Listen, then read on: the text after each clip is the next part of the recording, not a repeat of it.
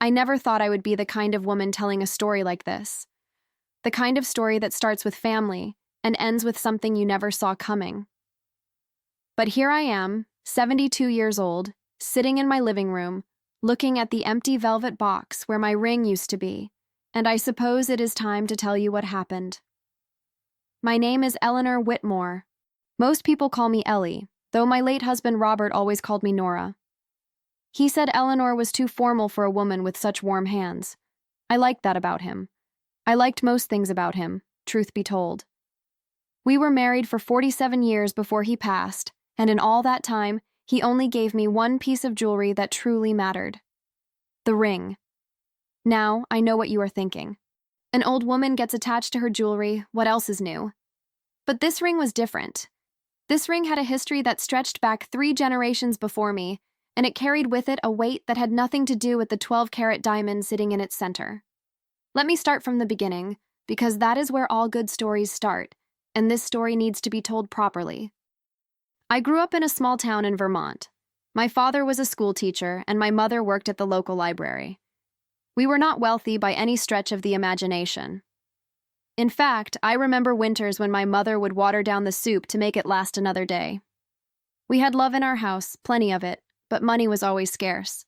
When I was 19, I moved to Boston for college. I was studying literature, dreaming of becoming a writer someday. That dream never quite materialized the way I hoped, but something better happened instead. I met Robert Whitmore at a campus bookstore. He was reaching for the same copy of Hemingway that I wanted, and when our hands touched on the spine of that book, I felt something I had never felt before. Robert's family was different from mine. The Whitmores had money. Old money. The kind that comes with expectations and traditions and heirloom jewelry passed down through generations. His mother, Victoria Whitmore, was a formidable woman. Tall, elegant, with silver hair always perfectly coiffed and pearls always around her neck. She terrified me at first. Victoria said to me the first time we met, "So you are the girl my son cannot stop talking about." I said, "I hope he has been saying good things." Victoria said, "He says you are brilliant and beautiful. I will reserve judgment on both counts until I know you better." That was Victoria. Direct, uncompromising, but ultimately fair. Over the years, she became more than just my mother-in-law. She became my mentor, my confidant, and eventually, my friend. The ring came to me on Victoria's deathbed. She was 93 years old, sharp as a tack until the very end. She called me into her room at the family estate, just me, nobody else. Robert waited outside, as did his sister Margaret. But Victoria wanted to speak to me alone. Victoria said, "Eleanor, come closer. My eyes are not what they used to be." I sat on the edge of her bed and took her hand. Her skin was paper thin, but her grip was still surprisingly strong. Victoria said, "I have watched you for over 40 years now. I have watched you raise my grandchildren with grace and patience. I have watched you stand by my son through every storm. I have watched you become the heart of this family." I said, "Victoria, you do not need to—" Victoria said, "Hush, let an old woman speak while she still can." She reached under her pillow and pulled out a velvet box. When she opened it, I gasped. Inside was the most beautiful ring I had ever seen. A massive diamond, surrounded by smaller sapphires, set in platinum that gleamed even in the dim light of her bedroom. Victoria said, "This ring has been in the Whitmore family for 4 generations. My grandmother received it from her husband on their wedding day.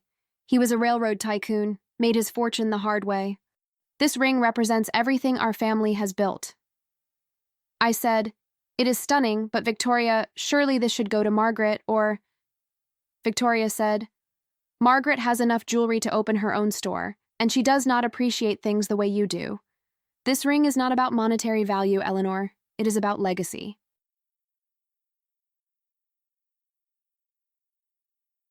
"It is about carrying forward the spirit of the women who wore it before you."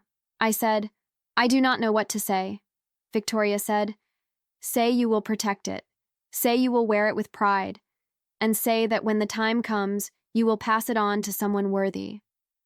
I promised her all of those things. She died 3 days later, with that promise hanging in the air between us. That was 22 years ago. I have worn that ring every single day since then. Through Robert's illness, through his death 5 years ago, through every joy and sorrow that life has thrown my way.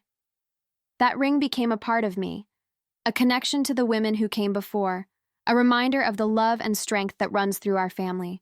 But I should tell you about my family as it stands now. Robert and I had 2 children. Our daughter, Catherine, lives in Seattle with her husband and their 3 children. She is a pediatric surgeon, always busy, always tired, but always there when I need her. Our son, Thomas, lives here in Boston. He married a woman named Vanessa 8 years ago. Vanessa. I want to be fair to her. I want to tell this story without the bitterness that I sometimes feel creeping into my voice. So let me start with the good things about Vanessa. She is beautiful. There is no denying that. Tall, blonde, with cheekbones that could cut glass and a smile that lights up any room she enters.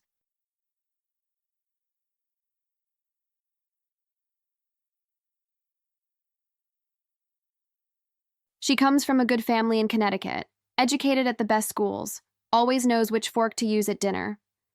On paper, she was everything a mother could want for her son, but there was always something beneath the surface that troubled me. A certain hardness in her eyes when she thought no one was watching. A way of calculating the value of things and people that made me uncomfortable. I tried to ignore it. I told myself I was being unfair, that I was just a protective mother who would never think anyone was good enough for her son. Thomas adored her. That much was obvious from the start. He was besotted, completely and utterly in love, and who was I to stand in the way of that? Robert and I welcomed her into the family with open arms. We hosted the engagement party, paid for the wedding, helped them with the down payment on their brownstone in Beacon Hill. Vanessa said to me at the wedding, "Thank you for everything, Eleanor. I promise to take good care of your son." I said, "I know you will, dear. Welcome to the family." I meant it at the time. I really did. The years passed. Thomas and Vanessa had a daughter, my granddaughter Olivia, who is now 7 years old and the absolute light of my life. That child has Robert's eyes and my stubbornness, and I love her more than I can put into words. But as the years went on, I started to notice things. Small things at first, the way Vanessa would steer conversations toward money. The way she would drop hints about inheritances and estates. The way she would look at my jewelry with an appraising eye, like a jeweler sizing up inventory. Vanessa said to me once, "Eleanor, that ring of yours is quite something. Have you ever had it appraised?" I said, "It has been in the family for generations."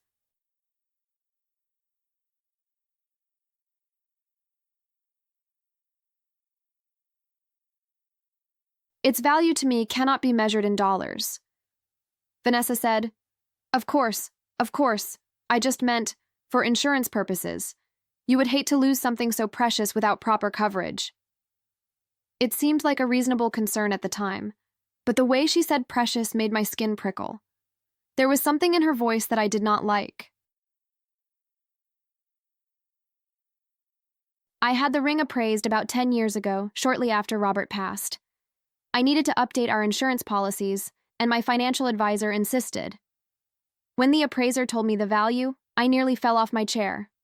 $12 million. $12 million for a ring that I wore while doing dishes, while gardening, while living my everyday life. The appraiser said, "Mrs. Whitmore, this is one of the finest diamonds I have ever seen. The clarity, the cut, the carat weight, it is exceptional. And the historical provenance adds significantly to its value. I would recommend keeping this in a safe deposit box." I said, "I appreciate your concern, but this ring stays on my finger. It has been worn by Whitmore women for over a century. I am not about to break that tradition." I did not tell anyone the appraised value. Not Thomas, not Catherine, certainly not Vanessa. I updated my insurance and kept that number to myself. Some things are better left private. Last month, everything changed. It was a Tuesday. I remember because I always have lunch with my friend Dorothy on Tuesdays. We have been doing it for 30 years, ever since we met at a charity auction, and bonded over our shared distaste for pretentious wine descriptions. Dorothy is 80 now, still sharp as ever, and she knows me better than almost anyone. I came home from lunch around 2 in the afternoon. My housekeeper, Maria, met me at the door with a strange look on her face.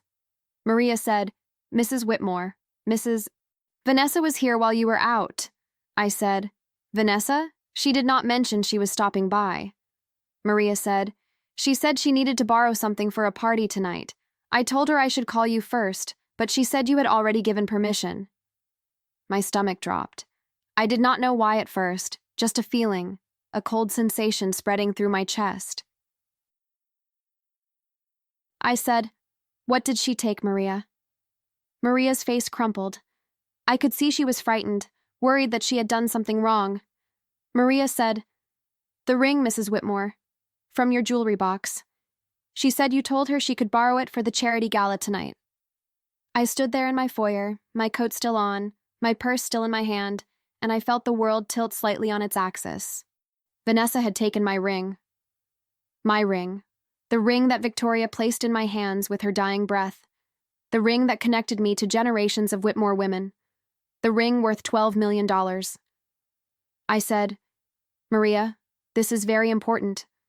Did I ever tell you that Vanessa had permission to take that ring?" Maria said, "No, Mrs. Whitmore, I never heard you say that." But she was so confident, so sure of herself. I did not know what to do. I said, "This is not your fault. You could not have known." But inside, I was shaking. Not with fear, not exactly, with something else. Something that felt like the first stirrings of a rage I had been suppressing for 8 years. I went upstairs to my bedroom. I opened my jewelry box, even though I already knew what I would find. The velvet compartment where the ring always rested was empty.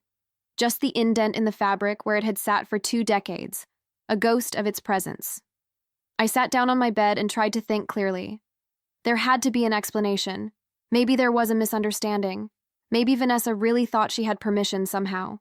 Maybe this was all just a terrible mistake that would be cleared up with a simple phone call. I picked up my phone and called Thomas. Thomas said, "Mom, hey, I am in a meeting. Can I call you back?" I said, "No, Thomas, this cannot wait. Is Vanessa at home?" Thomas said, "She is getting ready for the Morrison Charity Gala tonight. Why? Is something wrong?" I said. "She came to my house today while I was out. She took my ring. The ring. Victoria's ring." There was silence on the other end of the line. I could hear Thomas breathing, could almost hear his mind working through what I had just told him. Thomas said, "I am sure there is an explanation, Mom. Vanessa probably just wanted to wear something nice for the gala. She has always loved that ring." I said, "Thomas, she did not ask me. She told Maria that I gave her permission, but I did not. She took it without asking." Thomas said, "Mom, calm down. It is just for one night. She will give it back tomorrow." I said, "It is not just for one night, Thomas. That ring is not hers to take. It was never meant to be borrowed like a library book. It is an heirloom, a responsibility, Thomas said, "Mom, I really need to get back to this meeting. Can we talk about this tomorrow? I am sure Vanessa did not mean any harm." He hung up before I could respond. My own son, dismissing my concerns like they were the ramblings of a senile old woman. I sat there with the phone in my hand, feeling more alone than I had in years. Dorothy called that evening. She could tell something was wrong just from my voice. Dorothy said, "Eleanor, what happened? You sound like someone ran over your cat." I said, "I do not have a cat, Dorothy." Dorothy said, "That is beside the point. What is going on?" I told her everything. About Vanessa coming to the house, about the ring, about Thomas's reaction. Dorothy listened without interrupting, which is rare for her. Dorothy said, "That little snake. I always knew there was something off about her." I said, "Dorothy, please. She is still my daughter-in-law." Dorothy said, "And she stole from you, Eleanor. Let us call it what it is. She went into your home, lied to your housekeeper, and took something that did not belong to her. That is theft." I said, "Maybe Thomas is right. Maybe she just wanted to wear it for the gala and did not think." Dorothy said, "Did not think? Eleanor, listen to yourself. That woman calculates everything. She knew exactly what she was doing." The question is, what are you going to do about it? I did not sleep that night. I lay in bed, staring at the ceiling, replaying every interaction I had ever had with Vanessa. Every subtle comment about money, every appraising glance at my belongings, every time she had steered the conversation toward what the family owned and what it was worth. I thought about Victoria. What would she do in this situation? Victoria never suffered fools, never let anyone take advantage of her.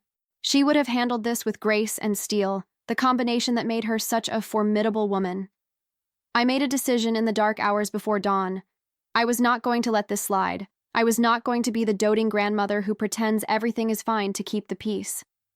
I was going to get my ring back, and I was going to make sure Vanessa understood exactly what she had done. The next morning, I called my lawyer. His name is Frederick Lawson, and he has handled the Whitmore family affairs for over 30 years. Frederick said, "Eleanor, good morning. How can I help you?" I said, "Frederick, I need to know my options. My daughter-in-law took a valuable piece of jewelry from my home without permission." There was a pause. Frederick is careful with his words, always has been. Frederick said, "When you say took, do you mean—" I said, "I mean she came into my house while I was out, told my housekeeper I had given permission when I had not, and removed a ring worth $12 million from my jewelry box." Frederick said, "The Whitmore ring. I remember handling the insurance paperwork." I said, "Yes, that ring." Frederick said, "Eleanor, technically speaking, what you are describing could be considered theft, but pursuing legal action against a family member, especially the mother of your grandchild, would be complicated. It could tear your family apart." I said, "My family is already being torn apart, Frederick. I just did not realize it until now." Frederick said, "What do you want to do?" I said, "I want my ring back, and I want Vanessa to understand that there are consequences for what she did." Frederick said, "Let me make some calls. In the meantime, I would advise documenting everything. Write down exactly what happened, when it happened, who was present. And Eleanor, try not to confront Vanessa directly until we have a plan." I agreed, though the last part was harder than Frederick knew.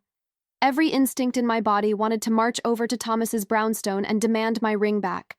But I have learned over 72 years that patience is often more effective than impulsiveness. I waited 2 days.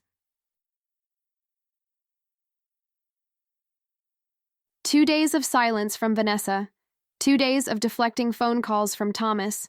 2 days of sitting with my anger and letting it crystallize into something hard and clear. On the 3rd day, Vanessa called me. Vanessa said, "Eleanor, darling, I wanted to thank you for lending me the ring for the gala. It was absolutely stunning. Everyone was asking about it." I said nothing. I waited. Vanessa said, "Eleanor, are you there?" I said, "I am here, Vanessa. I am just trying to understand why you are thanking me for something I never gave permission for." Another pause. I could almost hear her recalculating, adjusting her approach. Vanessa said, "What do you mean? I sent you a text asking if I could borrow it. You replied with a heart emoji." I took that as a yes. I said, "Vanessa, I have my phone in front of me right now. I am looking at our text history. There is no message from you asking about the ring. There is no heart emoji from me. Would you like me to screenshot this and send it to you?" The silence stretched out. I counted to 10 in my head before Vanessa spoke again. Vanessa said, "Maybe it did not go through.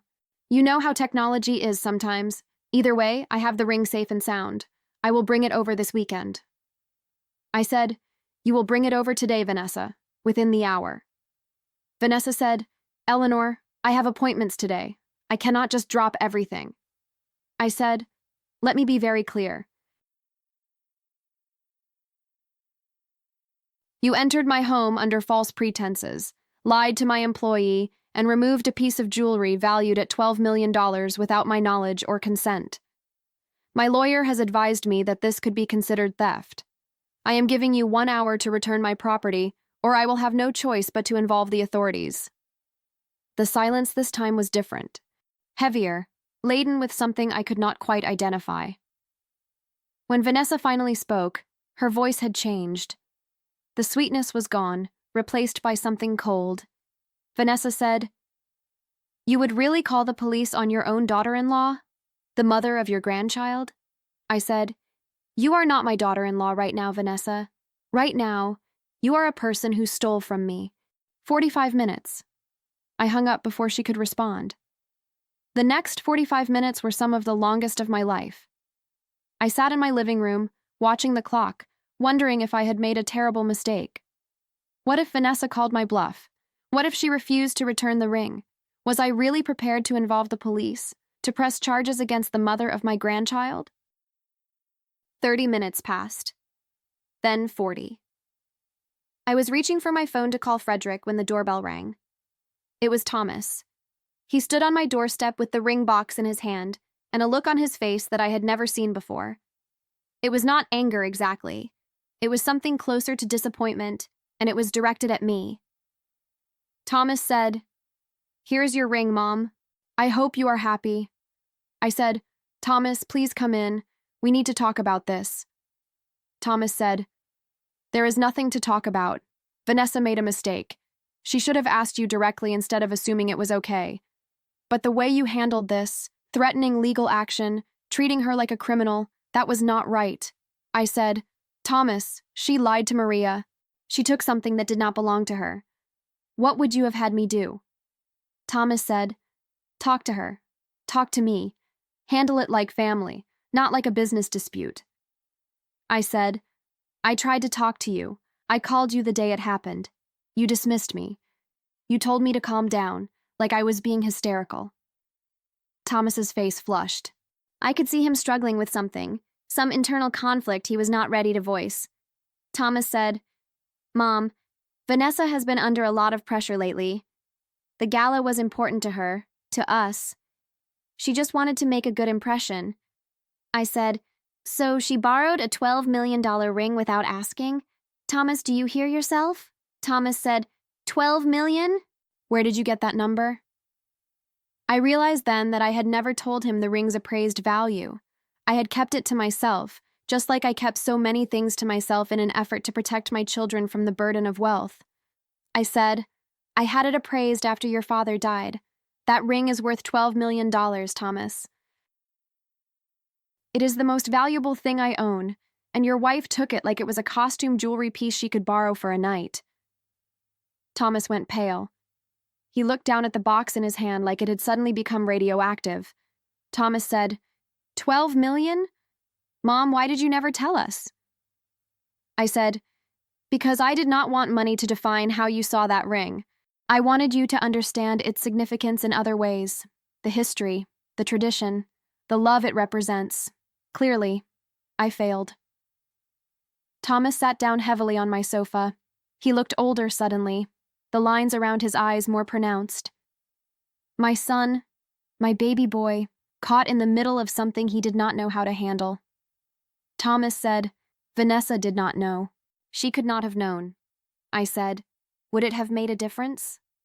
"Thomas, I want you to think carefully about this. Would knowing the monetary value have stopped her from taking it, or would it have made her want it even more?" Thomas did not answer. He did not have to. We both knew. I sat down across from him and took the ring box from his hands.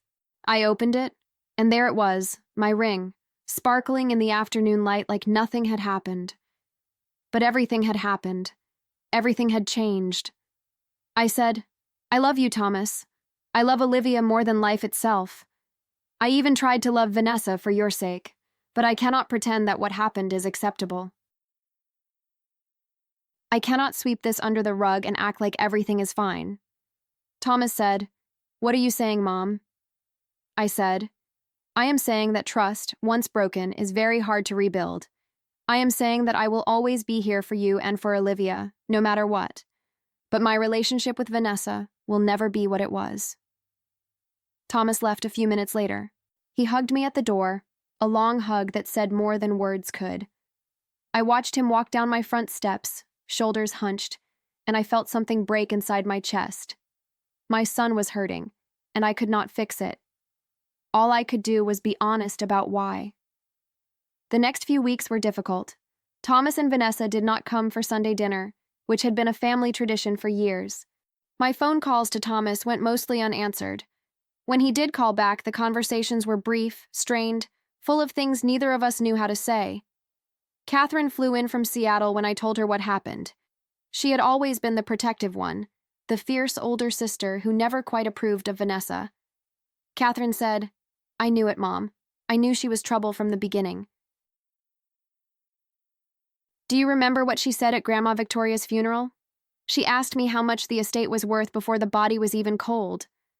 I said, "You never told me that." Catherine said, "I did not want to upset you, and I thought maybe I was being unfair, judging her too harshly. But I was right. She sees us as a piggy bank, nothing more." I said, "She is still the mother of your niece, Catherine. We have to be careful how we handle this." Catherine said, "I know, but Mom, you did the right thing. Standing up for yourself, demanding the ring back, that was not wrong.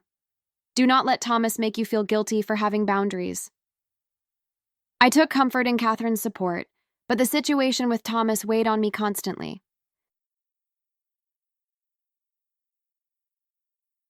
I found myself lying awake at night, wondering if I had handled things differently.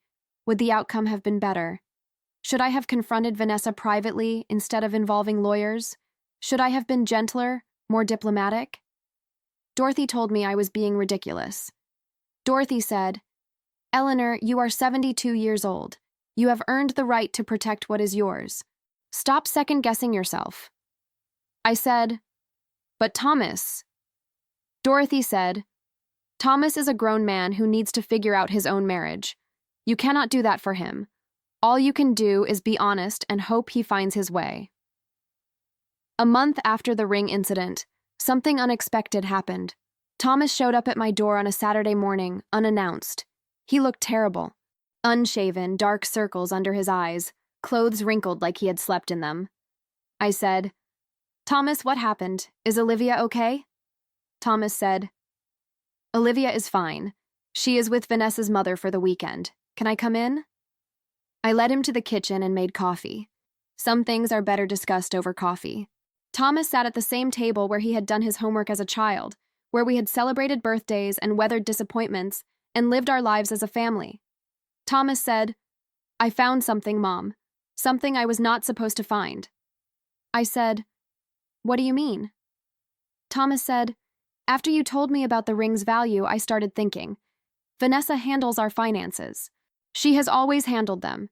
She said it was easier that way, and I was too busy with work to argue. But last week, something did not add up. A bill came that I was not expecting, so I started looking through our accounts." He stopped. His hands were shaking as he lifted his coffee cup. Thomas said, "Mom, she has been moving money, for years. Skimming from our joint account into one I did not know about. At first it was small amounts, a few hundred here and there. But over time it added up. I had our accountant look at it. She has taken over $300,000. I felt sick. Not surprised, not entirely, but sick all the same. My son, my trusting, optimistic son, had been betrayed by the woman he loved. I said, "Oh, Thomas, I am so sorry." Thomas said, "That is not all. I confronted her about it. I showed her the bank statements, asked her to explain. Do you know what she said?" I said, "What?" Thomas said, "She said it was her money too, that she deserved it for putting up with our family. She said the Whitmores act like they are better than everyone else, and she was just taking what she was owed." I did not know what to say. All those years of trying to welcome Vanessa into our family, of defending her to Catherine, of hoping that love would be enough to bridge whatever gap existed between us, it had all been for nothing. Thomas said, "I moved out last night. I am staying at a hotel until I figure out what to do. I already called a divorce lawyer." I said, "Thomas, are you sure? This is a big decision. Maybe you should take some time to..." Thomas said, "Mom, she has been stealing from me, from us, and the ring, that was just the tip of the iceberg. I cannot trust her. I cannot stay married to someone I cannot trust." He broke down then, my strong, capable son, sobbing at my kitchen table like he was 8 years old again, and the world had just broken his heart for the first time. I held him the way I used to hold him when he was small, rocking gently, murmuring words that meant nothing and everything at once. We sat like that for a long time. When Thomas finally composed himself, he looked at me with red-rimmed eyes and asked the question I had been dreading. Thomas said, "Did you know, Mom? Did you see this coming?" I said, "I had concerns. I never knew anything concrete, but there were moments when I felt like something was not right. I should have said something. I should have." Thomas said, "No, this is not your fault. I was the one who refused to see it. You tried to tell me about the ring and I dismissed you. I have been dismissing warning signs for years because I did not want to believe them." I said, "Love can blind us to things we do not want to see. It is not a character flaw, Thomas. It is human." Thomas said, "I do not know how to tell Olivia. She loves her mother. She does not understand any of this."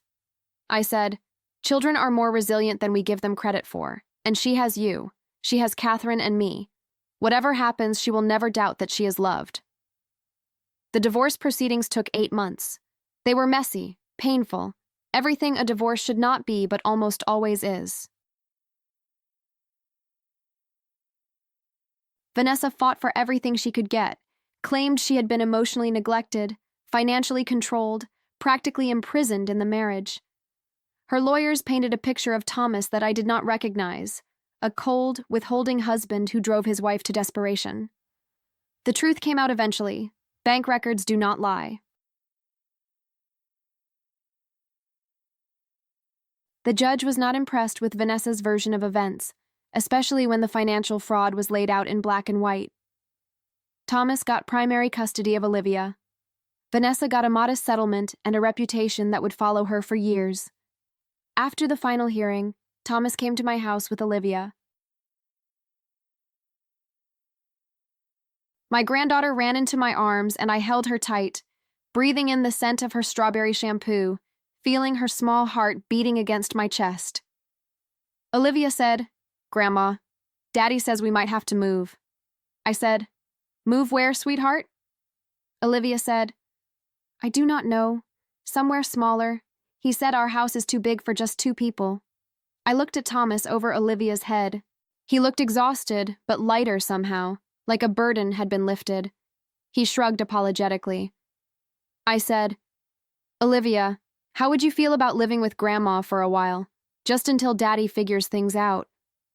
Olivia's face lit up like Christmas morning. Olivia said, "Really? Can we, Daddy? Please?" Thomas said, "Mom, I could not ask you to." I said, "You are not asking. I am offering. This house is too big for just one person, too. It would be nice to have some life in it again." That was 6 months ago. Thomas and Olivia have been living with me ever since. The house that felt so empty after Robert died now echoes with footsteps and laughter and the chaos of a 7-year-old who has opinions about everything. It is not the life I expected to be living at 72, but it is a good life.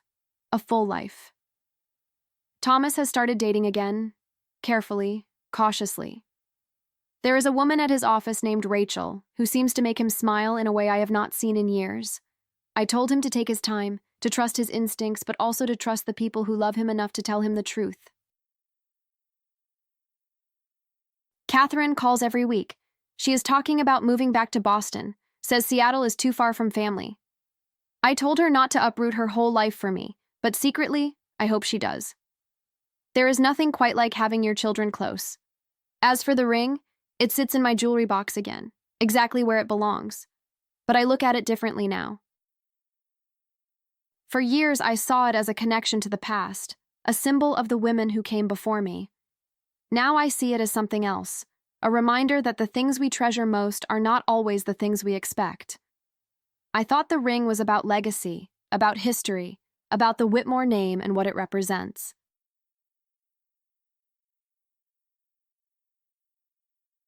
But when Vanessa took it, when she violated that trust, I learned that what I valued was not really the diamond or the sapphires or the $12 million price tag.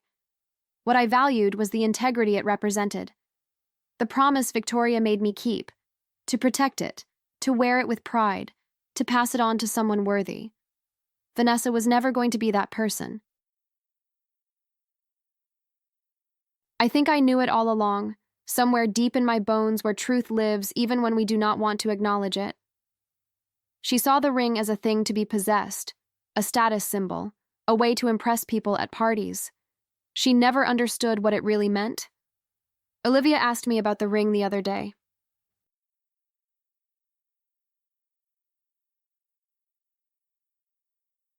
She was sitting on my bed while I got ready for dinner, watching me put on my jewelry the way I used to watch my own grandmother. Olivia said, "Grandma, is that ring magic?" I said, "What makes you think that, sweetheart?" Olivia said, "It sparkles like it has stars inside, and Daddy said it belonged to great-great-great-grandma. Things that old must be magic." I sat down next to her and let her touch the ring, turning it this way and that so the light caught the facets. I said, "It is not magic, Olivia, but it is special. Do you know why?" Olivia said, "Because it is worth a lot of money?" I said, "No, sweetheart. It is special because of the women who wore it before me. Each one of them added something to its story. Your great-great-great-grandmother wore it during a time when women could not even vote. Your great-grandmother wore it through 2 world wars. My mother-in-law, Victoria, wore it through the civil rights movement and the moon landing and so many other things that changed the world." Olivia's eyes went wide. She looked at the ring with new respect. Olivia said, "And now you wear it." I said, "Now I wear it. And someday, when I am gone, it will belong to someone else. Someone who understands what it really means."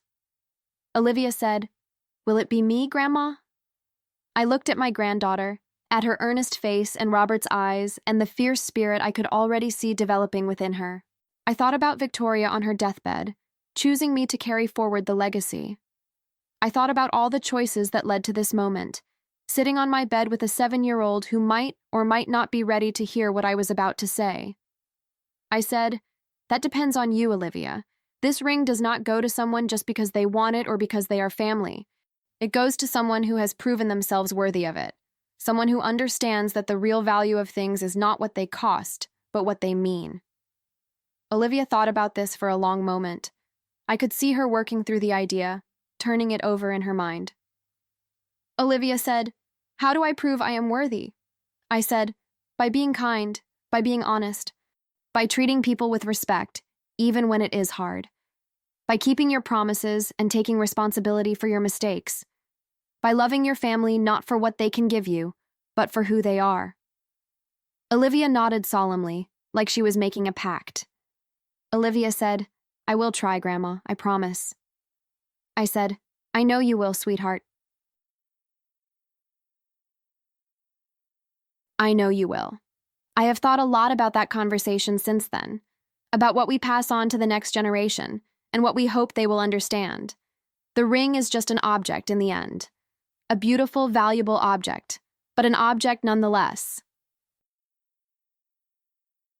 What really matters is the lesson it carries, that integrity cannot be bought or borrowed or stolen, that trust is something earned over a lifetime and lost in a moment, that the people who love us deserve our honesty even when honesty is hard. Vanessa taught me that lesson in her own backwards way. By trying to take what was not hers, she reminded me why it was mine in the first place. By breaking trust, she showed me how precious trust really is. By revealing her true nature, she freed my son to find someone who would love him for the right reasons. I am not grateful to her. I want to be clear about that. What she did was wrong, and the pain she caused my family will take years to fully heal. But I can recognize that sometimes the worst moments in our lives lead us to the best realizations. Sometimes we have to lose something to understand what we had. Victoria would have understood. She always said that the fire that forges us is rarely gentle.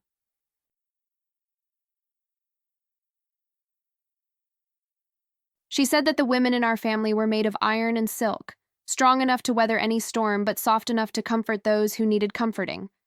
I try to live up to that every day. Thomas is doing better now. The divorce is final, the wounds are healing, and he has started to rebuild his life. He talks about buying a new house, Something with a yard for Olivia, maybe a dog. I told him to take his time, that there is no rush, that I am not ready to lose my roommates just yet. He laughed at that, the first real laugh I had heard from him in months. Olivia is thriving. She has made friends at her new school, joined the swim team, discovered a passion for art that surprises and delights me. She still visits her mother every other weekend, and I imagine those visits are complicated, but children have a remarkable ability to love people who have failed them. It is one of the many things I admire about her. As for me, I wear my ring every day, just as I always have.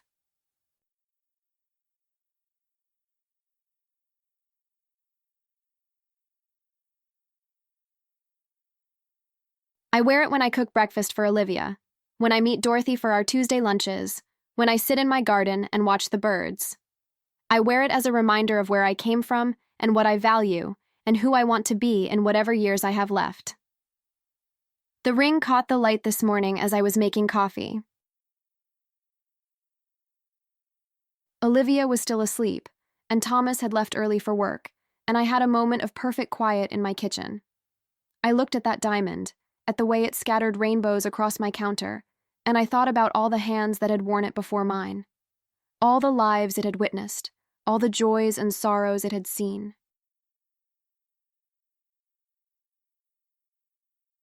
I thought about what I would tell the next woman who wears it, whether that is Olivia or Catherine, or someone I have not even met yet. I would tell her that this ring is not just jewelry. It is a responsibility, a promise to uphold the values it represents, a commitment to being worthy of the trust it carries. I would tell her that people will try to take what is hers, whether it is a ring or her peace of mind or her sense of self. That is the way of the world, but she does not have to let them. She can stand firm, demand respect, protect what matters. She can be iron and silk, strong and soft, fierce and loving. I would tell her that family is complicated, messy, painful, and precious. That love is not always enough, but it is always worth trying. That forgiveness is possible but not mandatory. That trust, once broken, must be rebuilt brick by brick, and some people are not willing to do the work. Most of all, I would tell her that she is not alone, that she carries with her the strength of every woman who came before, every struggle they survived, every triumph they achieved. That when she wears this ring, she wears their legacy, their hopes, their dreams for the future. That is what I would tell her. That is what Victoria told me, in her way, all those years ago in her dimly lit bedroom. That is what I am trying to teach Olivia now, one lesson at a time. The ring glitters on my finger as I write this. Outside my window, the sun is setting over Boston, painting the sky in shades of orange and pink. Thomas will be home soon with takeout from Olivia's favorite Thai restaurant. Catherine is flying in tomorrow for a long weekend. Dorothy invited us all to her house on Sunday for what she calls a proper gathering, which means too much wine and too many stories and enough laughter to last a week. This is my life now. Not the life I expected, but a good one. A life filled with the people I love and the values I cherish and the ring that reminds me every day of what really matters. Vanessa took that ring for one night, thinking she was claiming something valuable, but she did not understand. She never understood. The ring was never about the diamonds or the money or the status. It was about everything she could not see, everything she was not willing to earn. In the end, she gave me something far more valuable than what she tried to take. She gave me clarity. She showed me who she really was. And in doing so, she freed my son from a marriage built on lies. She freed me from the pretense of a relationship that was never genuine.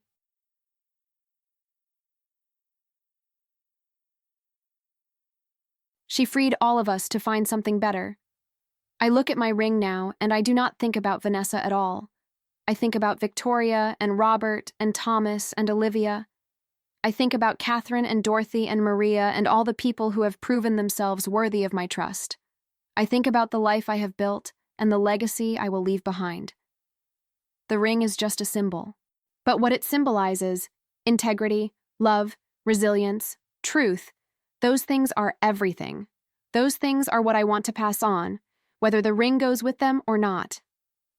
Olivia came downstairs just now, rubbing her eyes, asking what is for dinner. Thomas texted that he is on his way with the food.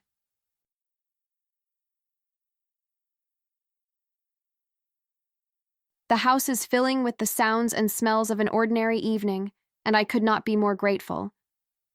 This is what Vanessa never understood. This is what she could never take from me, no matter how hard she tried.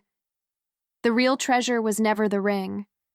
The real treasure is this: family gathered around a table, sharing a meal, building a life together one day at a time.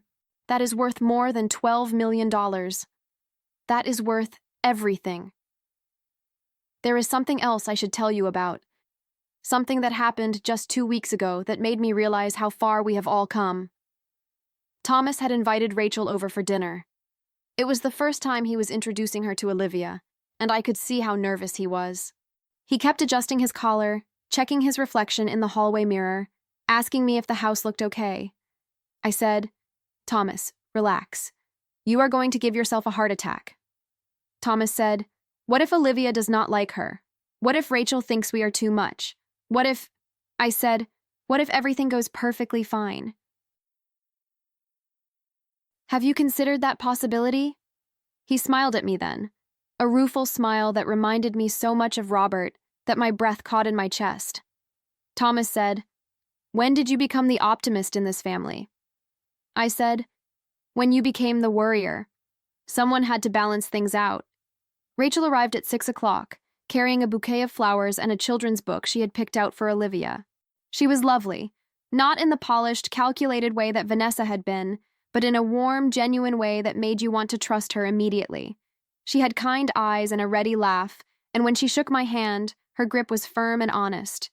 Rachel said, "Mrs. Whitmore, it is such a pleasure to finally meet you. Thomas talks about you constantly." I said, "Please call me Eleanor. And I hope he has been saying good things." Rachel said, "He says you are the strongest woman he knows, that you taught him everything important about life, that he would not be the man he is today without you." I looked at Thomas, who had turned a very becoming shade of red. Thomas said, "Mom, can I get you a drink?" "Rachel, wine?" We settled in the living room, and Olivia came downstairs in her favorite purple dress, the one she insists on wearing to every important occasion. She eyed Rachel with the skeptical assessment that only a 7-year-old can manage. Olivia said, "Are you Daddy's friend from work?" Rachel said, "I am, and you must be Olivia. Your dad has told me so much about you. He says you are the best swimmer on your team." Olivia said, "I am. I won 2 ribbons last month. Do you want to see them?" Rachel said, "I would love to." And just like that, the ice was broken. Olivia grabbed Rachel's hand and dragged her upstairs to show off her ribbon collection, her art projects, her room that she had decorated herself. I watched them go, marveling at how quickly children can accept new people into their lives when those people are genuine. Dinner was lovely. Rachel helped me in the kitchen, chopping vegetables and asking questions about the family recipes I was using. She told me about her own family, her parents who still lived in Rhode Island, her sister who was getting married next spring. She talked about her work, her hopes for the future, her admiration for Thomas, and how he had handled everything with such grace. Rachel said, "I know it has been a difficult year for all of you. Thomas told me some of what happened. I just want you to know that I am not here to replace anyone or step on any toes. I am just here because I care about him." I said, "That is all any of us can ask for, Rachel. Someone who cares genuinely, without ulterior motives." Rachel said, "He is lucky to have you. A lot of men do not have that kind of support from their families." I said, "We are lucky to have him. And if things work out between you two, we will be lucky to have you as well." She blushed at that, a pretty pink that spread across her cheeks. I decided right then that I liked her, not because she was perfect, but because she was real. Because she saw my son for who he was, not for what he could give her. After dinner, Olivia asked if she could show Rachel her grandmother's ring. I hesitated for just a moment. The wounds from what happened with Vanessa were still tender. but then I nodded. I said, "Of course, sweetheart. Go get it from my jewelry box." Olivia ran upstairs and came back with the velvet box cradled carefully in her hands. She opened it with the reverence of someone handling a sacred object. Olivia said, "This is my grandma's ring. It belonged to lots of grandmas before her. Someday it might be mine, if I am worthy." Rachel looked at the ring, then at me, then at Thomas. I could see she understood the weight of what she was witnessing. Rachel said, "It is beautiful, and worthy is a good word, Olivia."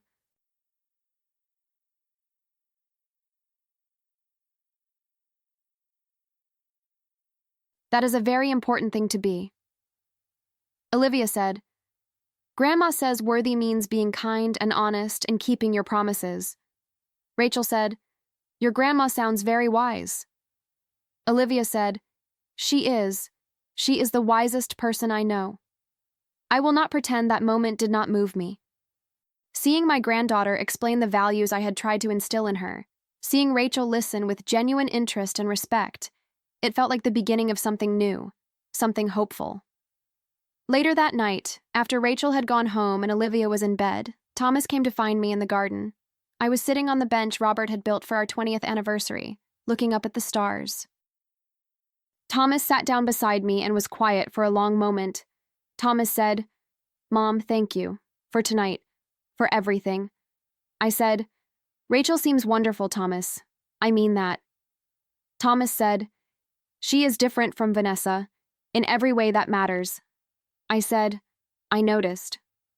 Thomas said, "I was so scared to introduce her to you. After everything that happened, I was afraid you would be suspicious of anyone I brought home, that you would be looking for red flags everywhere." I said, "I was looking for red flags. That is my job as your mother. I just did not find any." Thomas laughed, a soft sound in the quiet night. Thomas said, "Do you think Dad would have liked her?" I said, "I think your father would have adored her. He always said he could tell the measure of a person by how they treated children and elderly people. Rachel was wonderful with both Olivia and me tonight."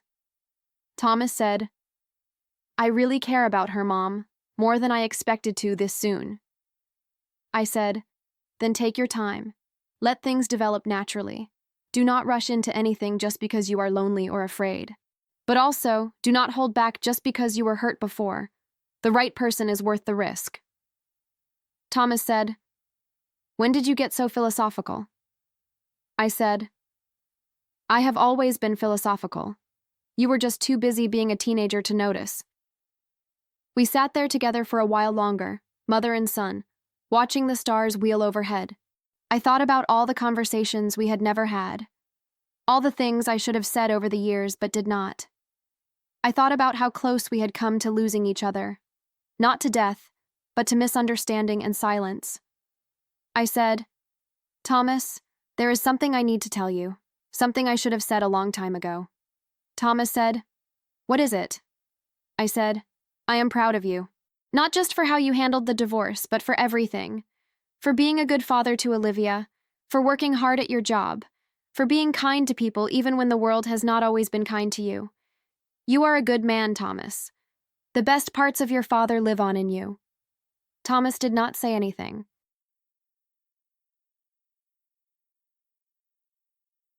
He just reached over and took my hand, holding it the way he used to when he was a little boy afraid of the dark. We sat like that until the cold drove us inside, connected by more than blood, bound by a love that had been tested and had proven strong. That night, I dreamed of Robert. Not a sad dream, but a happy one. We were young again, walking through the campus where we had met, and he was telling me some terrible joke that made me groan and laugh at the same time. When I woke up, I could still feel the warmth of his hand in mine. I know he would be proud of how I handled everything. Proud that I stood up for myself, proud that I protected what was mine, proud that I never let bitterness consume me. Robert always said that the true test of character was not how you acted when things were easy, but how you acted when things were hard. I like to think I passed that test. The weeks since Rachel's visit have been good ones. She has been over for dinner twice more, and each time she fits a little better into our family.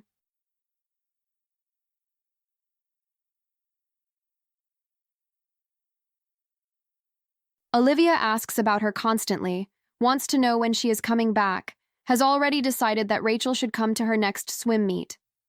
Thomas is happier than I have seen him in years, and that happiness radiates through our whole household. Catherine came to visit last month and met Rachel as well. I was nervous about that. Catherine has always been protective of her brother, and she can be intimidating when she wants to be. But she and Rachel hit it off immediately, bonding over their shared love of terrible reality television and good red wine. Catherine said to me privately, "Mom, she is nothing like Vanessa. Nothing at all." I said, "I know. That is what I like about her."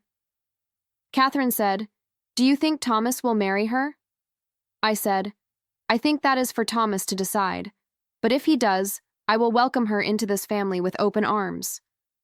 Catherine said, "After everything that happened, you can still trust someone new." I said, "What is the alternative?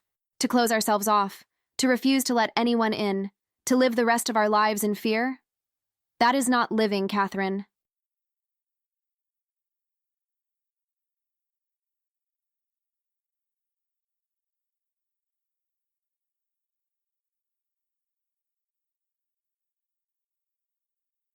That is just existing. Catherine said, "You really have become philosophical in your old age." I said, "Watch who you are calling old, young lady." She laughed at that, and I laughed with her, and for a moment we were not a 72-year-old woman and her 50-year-old daughter. We were just two people who loved each other, enjoying each other's company. I should also tell you about what happened with Dorothy last Tuesday.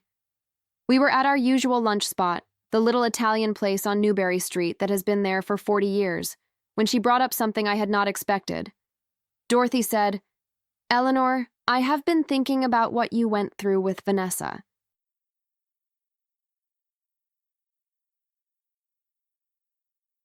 About the ring and the trust and all of it. I said, "That is a cheerful topic for lunch, Dorothy." Dorothy said, "Hush, I am being serious. I realized something important. You could have let that situation destroy you. You could have become bitter, suspicious, closed off. A lot of people would have, but instead you chose to grow from it." I said, "I do not know if I chose anything. I just did what felt right." Dorothy said, "That is exactly my point. What felt right to you was to stand up for yourself, to protect your family, and then to move forward with grace. Not everyone has that instinct, Eleanor. Not everyone is capable of it." I said, "You are making me sound like some kind of saint. I am just an old woman who got angry when someone stole her jewelry." Dorothy said, "You are so much more than that, and you know it. You are a role model, Eleanor. For Olivia, for Thomas, for Catherine. For me, if I am being honest." I did not know what to say. Dorothy and I have been friends for 3 decades, but she is not usually one for sentimentality. The fact that she was saying these things in the middle of a restaurant, with her usual dry humor nowhere in sight, it meant something. I said, "Dorothy, are you dying? Is there something you are not telling me?" Dorothy laughed so hard she nearly choked on her wine. Dorothy said, "No, you ridiculous woman. I am not dying. I am just getting old and sentimental. It happens to the best of us." I said, "Well, stop it. You are making me uncomfortable." Dorothy said, "Fine, but I meant what I said. You handled that situation with Vanessa better than most people would have. You should be proud of yourself." I thought about her words on the drive home. Was I proud of myself? It was not a question I often asked. Pride seemed like something for other people, for those who had accomplished great things. I had just lived my life, raised my children, loved my husband, tried to do right by the people around me. But maybe that was enough. Maybe doing the right thing, day after day, year after year, was its own kind of accomplishment. Maybe standing up for yourself when someone tried to take advantage of you was something to be proud of. Maybe protecting your family and your legacy was not just an obligation, but an achievement. I was still thinking about it when I got home and found Olivia waiting for me at the door.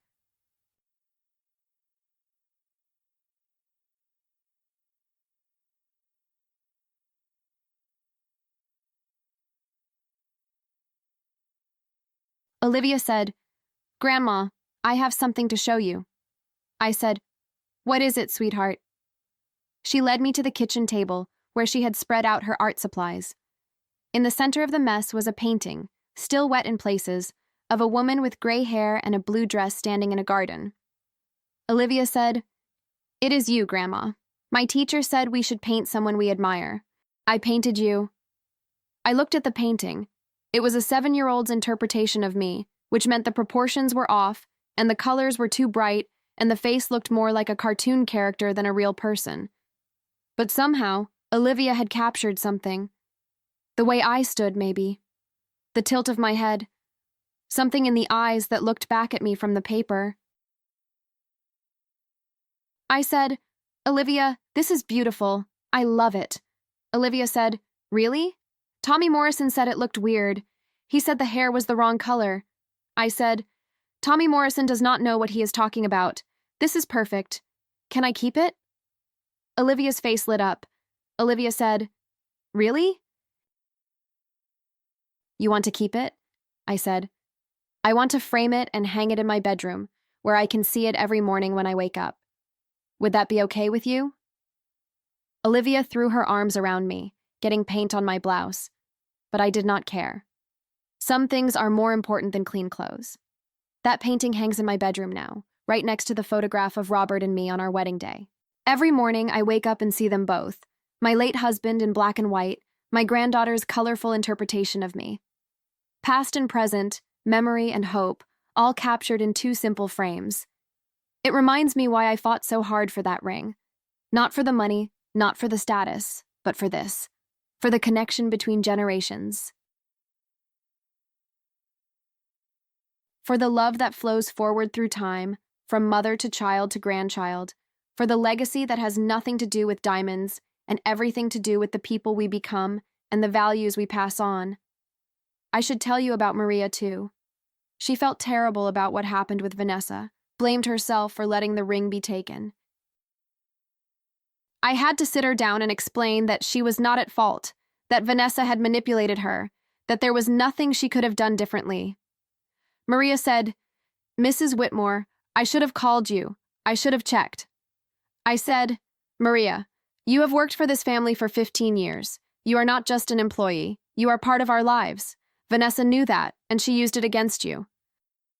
That is not your fault." Maria said, "I will never let something like that happen again." I said, "I know you won't.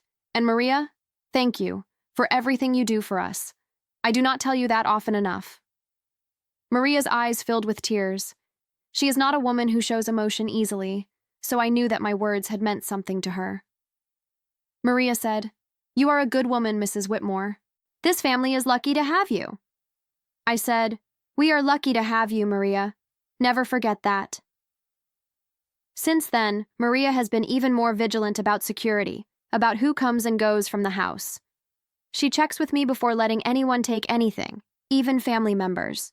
It is a small thing, but it makes me feel safe. It makes me feel protected. I have also been thinking about the future lately. Not in a morbid way, but in a practical one. I am 72 years old. I have hopefully many good years left, but I am not naive enough to think I will live forever. I have started organizing my affairs, making sure everything is in order for when I am gone. Frederick helped me update my will last month. The house goes to Thomas and Catherine equally, with provisions for them to keep it in the family if they want. My other assets are divided fairly between them, with trusts set up for my grandchildren. But the ring has its own special clause. The ring, according to my will, goes to the person in my family who best embodies the values it represents. Not necessarily my daughter or my granddaughter, but whoever has proven themselves worthy of carrying forward the legacy. I have appointed Frederick as the executor of that particular decision, with input from Thomas and Catherine. It might seem strange, setting up such an elaborate system for a piece of jewelry, but this ring has taught me that inheritance is not just about possession. It is about responsibility. It is about understanding what something truly means and being willing to protect it. Vanessa never understood that. She saw the ring as an object to be acquired, a symbol of status and wealth.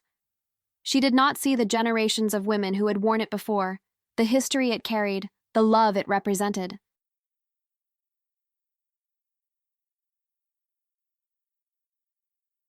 She could not see those things because she was not looking for them.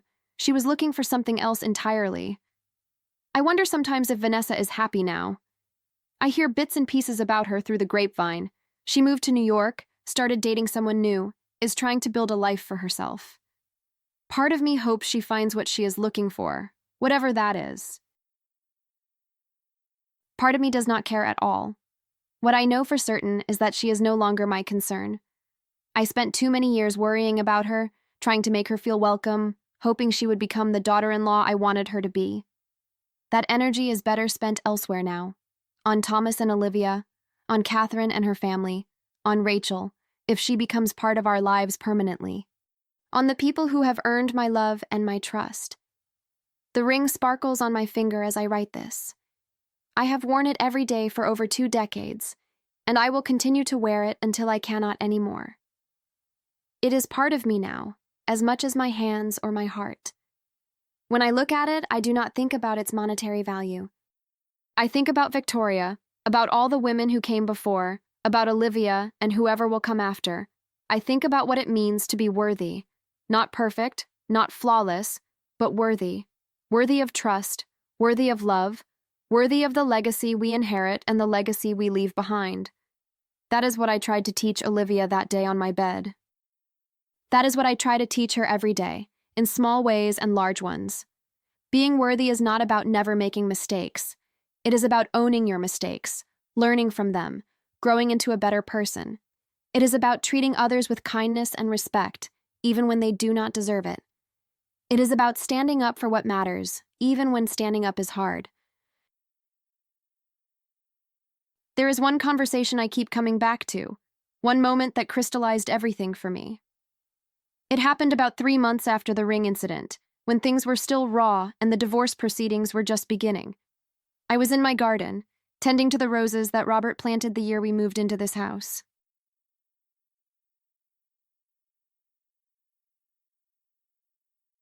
Gardening has always been my therapy, my way of working through difficult emotions without having to put them into words. There is something healing about putting your hands in the dirt, about nurturing something beautiful and watching it grow. Catherine had come to visit, and she found me there among the flowers, pruning shears in hand, lost in thought.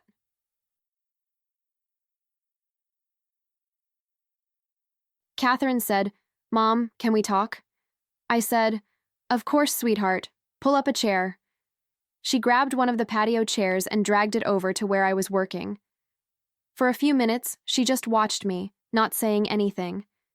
Catherine has always been comfortable with silence in a way that Thomas never was. Catherine said, "I have been thinking about Grandma Victoria, about what she would say if she could see everything that happened." I said, "What do you think she would say?" Catherine said, "I think she would be proud of you, for standing your ground, for not letting Vanessa get away with what she did." I said, "I wonder sometimes if I handled it the right way. If I should have been more diplomatic, more forgiving." Catherine said, "Mom, forgiveness is not the same as being a doormat. You can forgive someone and still hold them accountable. You can have compassion for someone and still protect yourself from them." I set down my pruning shears and looked at my daughter, really looked at her. She had her father's height and my stubbornness, Victoria's sharp mind and her own fierce sense of justice. She was, in so many ways, the best of all of us. I said, "When did you become so wise?" Catherine said, "I learned from watching you, from watching how you handled Dad's illness, how you held this family together when everything was falling apart. You taught me that strength is not about being invulnerable. It is about being vulnerable and moving forward anyway." I said, "Catherine, I did not always feel strong.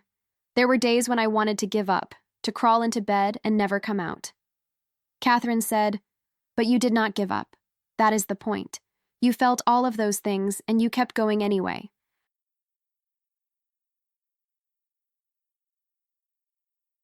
That is what I want to teach my children. That is what I want Olivia to learn from you. We sat together in the garden until the sun went down, talking about Robert and Victoria and all the people who had shaped our lives. We talked about the ring and what it meant, about legacy and inheritance and the things that truly matter. We talked about Thomas and how worried we both were about him, about Vanessa and the damage she had done, about the long road to healing that lay ahead.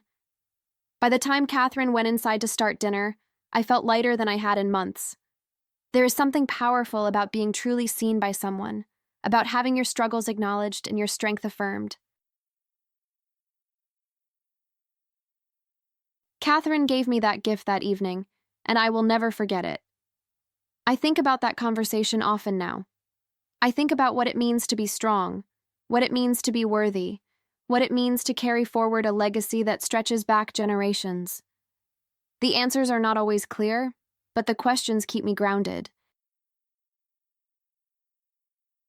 They remind me why I fought so hard for that ring, and why I continue to fight for the values it represents. Let me tell you about something that happened just yesterday. Olivia came home from school with a problem. One of her classmates, a girl named Emma, had accused Olivia of cheating on a spelling test.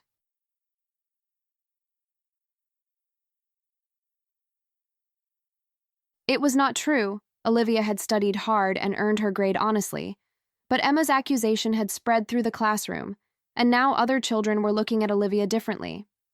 Olivia said, "Grandma, it is not fair. I did not cheat. I studied really hard, but now everyone thinks I am a liar." I said, "Did you tell your teacher the truth?" Olivia said, "Yes, she believed me.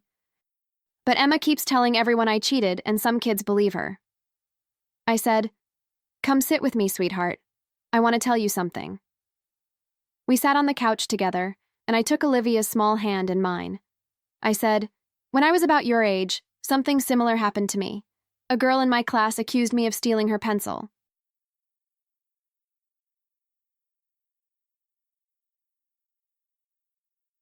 It was not true. I had my own pencils, but she told everyone, and suddenly I was the thief." Olivia said, "What did you do?" I said, "At first I tried to defend myself. I argued and explained and got upset, but the more I fought, the more attention the accusation got. So eventually I decided to just keep being myself.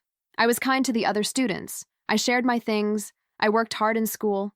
And slowly, people started to see who I really was." Olivia said, "Did the girl ever apologize?" I said no, she never did. But you know what? It did not matter, because the people who really knew me, the people who took the time to see the truth, they never believed her in the first place.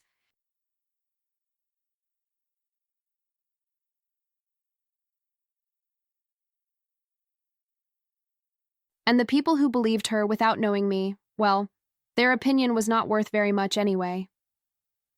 Olivia thought about this for a long moment. I could see her processing the information, fitting it into her understanding of how the world works. Olivia said, "So I should just keep being myself?" I said, "Exactly. Keep being honest. Keep being kind. Keep doing your best. The truth has a way of coming out eventually, and the people who matter will see it." Olivia said, "What if they never see it?" I said, "Then at least you will know. You will know that you did the right thing, that you stayed true to who you are. And that knowledge is more valuable than anyone else's opinion." She hugged me then, a tight, fierce hug that reminded me of why I do this. Why I stay engaged, why I try to teach her, why I pour my energy into this child who carries so much hope for the future. After she went to do her homework, I sat alone in the living room, thinking about the parallels between Olivia's situation and what happened with Vanessa. In both cases, someone had lied, had tried to take something that was not theirs to take. In both cases, the truth eventually came out, and in both cases, what mattered most was not what other people thought, but what we knew to be true about ourselves. Vanessa's lies about me, the things she said during the divorce proceedings, the picture she painted of a controlling, heartless mother-in-law, those lies hurt. I will not pretend they did not, but they did not define me. The people who knew me, who had spent years watching me live my life and treat others with respect, they knew the truth. And the people who believed Vanessa without knowing me, well, their opinion was not worth very much anyway. I told Dorothy about the conversation with Olivia at our lunch this week. Dorothy said, "You know, Eleanor, you are doing something important with that child. You are teaching her how to be resilient." I said, "I am just sharing what I have learned, what life has taught me." Dorothy said, "That is exactly what grandparents are for, to pass down wisdom, to give children a longer view of life than their parents can provide. You are doing it beautifully." I said, "I hope so." Sometimes I worry that I am saying too much, that I am burdening her with adult problems. Dorothy said, "Nonsense. You are preparing her for the world. You are teaching her that life is not always fair, but that does not mean we give up. That is the most important lesson anyone can learn." I thought about her words on the drive home. About the role of grandparents, about the passing down of wisdom, about the long view of life. I thought about Victoria and what she taught me, about the ring and what it represents, about the generations of women who have worn it and the generations yet to come. We are all links in a chain. We receive from those who came before us, and we pass on to those who come after. The ring is one symbol of that chain, but it is not the only one. The stories we tell, the values we embody, the lessons we teach, those are the true inheritance. Those are the things that last. I want Olivia to understand that. I want her to know that she is part of something larger than herself, connected to women she will never meet but who live on in her blood and bones. I want her to feel that connection, to draw strength from it, to carry it forward into whatever future awaits her. That is why I told her about being worthy. That is why I showed her the ring and explained what it means. Not to burden her with expectations, but to inspire her with possibilities, to show her what she could become if she chooses to embrace the values that make it possible. Thomas understands this now, I think. The divorce changed him, deepened him in ways I did not expect. He is more thoughtful than he used to be, more careful about the people he lets into his life. He questions things he used to take for granted. He thinks about what really matters. Thomas said to me the other day, "Mom, I wasted 8 years with the wrong person. 8 years of my life, gone." I said, "They are not gone, Thomas. You learned from those years. You became stronger, and you have Olivia. None of that is wasted." Thomas said, "I know. I just wish I had seen Vanessa for who she really was sooner." I said, "We see what we want to see, especially when it comes to love. That is not a flaw, Thomas. That is just being human." Thomas said, "You saw her, though. You knew something was wrong." I said, "I had concerns, but I did not know for certain, and I did not want to interfere with your happiness. Maybe that was a mistake. Maybe I should have said something sooner." Thomas said, "No, I would not have listened. I was too in love, too convinced that I knew better. You could not have changed anything." I said, "Then we both did the best we could with the information we had. That is all any of us can do." He hugged me then, a long, tight hug that said more than words ever could. My son, my baby boy, finding his way through the wreckage of his marriage toward something better, something real. I believe he will find it, with Rachel or with someone else. I believe Thomas will find the kind of love he deserves. The kind of love Robert and I had. The kind of love that is built on trust and respect and genuine care for each other's well-being. That is what I want for all of them. For Thomas, for Catherine, for Olivia. I want them to find people who see them clearly and love them anyway. People who do not want them for what they have, but for who they are. People who understand that the real treasures in life are not made of gold or diamonds. The ring glitters on my finger as I write these words. It has seen so much, this ring. So many joys and sorrows, so many triumphs and defeats. It has witnessed births and deaths, weddings and divorces, moments of great love and moments of deep betrayal. Through it all, it has remained. A constant, a symbol, a reminder of what endures. I wonder sometimes what stories it would tell if rings could speak. What secrets it holds, what memories are embedded in its very atoms. The hands that have worn it, the tears that have fallen on it, the laughter it has witnessed, all of that history, compressed into a small circle of platinum and stone. But rings cannot speak. Only people can. And that is why I am telling you this story. Because the ring's meaning comes not from itself, but from us, from the women who have worn it and the values they have upheld. The ring is just a vessel. We are the ones who fill it with meaning. I will tell you one more thing before I go. Last week, Olivia brought home a drawing from school. It was a picture of our family, her, Thomas, Catherine, me, standing in front of my house. Above our heads, she had written the words, "Home is where the heart is." But what caught my attention was the detail she had added to my hand. A small blue circle with a sparkle in the center. The ring. When I asked her about it, she smiled that gap-toothed smile of hers and said something that made my eyes water. Olivia said, "I put the ring in the picture, Grandma, because you said it connects all the women in our family, so now I am connected too." I hugged her so tight I thought I might never let go, because she understood. At 7 years old, my granddaughter understood what her own mother never could. The ring was not about possession. It was about connection. It was about belonging to something bigger than yourself. Maybe I have been worrying about nothing. Maybe the legacy is already secure, passed down not through jewelry or money or last wills and testaments, but through love, through moments like this one. Through the simple act of being present for each other, day after day, year after year. Victoria would be proud. I know she would. And Robert? Robert would have that smile on his face, the one he always got when he watched me with our children, the one that said, without words, that he had married exactly the right woman. I miss him, I miss them both, but they are not really gone, are they? They live on in the ring, in the stories I tell, in the values I try to pass down. They live on in Thomas's determination and Catherine's fierce protectiveness and Olivia's curious mind. They live on in me, every time I choose integrity over convenience, every time I stand up for what matters. That is the real inheritance. That is what we leave behind when we go. Not money, not jewelry, not property or possessions. We leave behind the people we have loved and the lessons we have taught and the memories that will carry on long after we are dust. The sun has set now. The sky outside my window is deep purple, fading to black.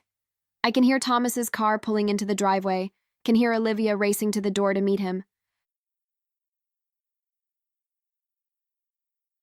In a few minutes, we will sit down to dinner together, and I will listen to Olivia talk about her day, and Thomas will pretend to be interested in whatever YouTube video she wants to show him, and we will be a family. Imperfect, incomplete, but together. That is enough. That is more than enough. I look down at my ring one more time.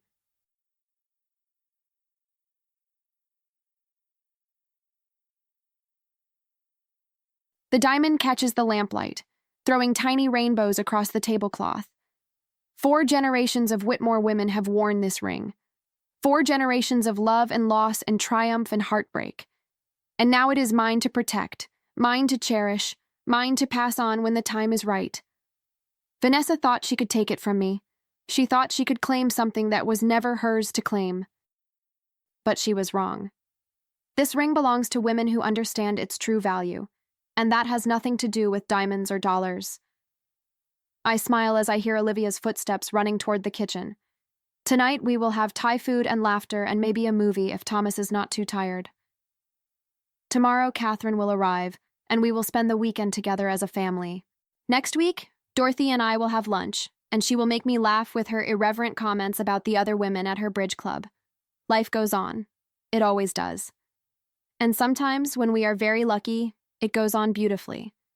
I am one of the lucky ones. I know that now. Not because of the ring or the money or the big house in Boston. I am lucky because I have people who love me, people who show up for me, people who remind me every day that I matter. That is the real treasure. That is what Vanessa tried to steal and never could. And that is where this story ends. Not with the ring, but with the family gathered around the table.